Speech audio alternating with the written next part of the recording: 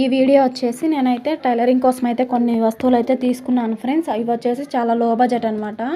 ఇవి వచ్చేసి కొంచెం ఎక్కువ ఉన్నాయి. అలానే ఇంకో మ్యాటర్ అయితే చెప్తానమాట మీకు. వచ్చేసి ఇవాళ అయితే ఒక కస్టమర్ అనేది వచ్చిందనమాట. కొంచెం డిజైన్ అయితే పెట్టమని చెప్పింది బ్లౌజ్కి వచ్చేసి అలానే నేను అడిగాను థ్రెడ్ పైపింగ్ వేయాలా అని చెప్పేసి వేయమని చెప్పింది అనమాట. అది కూడా సన్నది వేయాలా లావది వేయాలా అని అడిగాను. ఒక 10 రూపీస్ ఎక్స్ట్రా అవుతుంది అని అయితే చెప్పాను.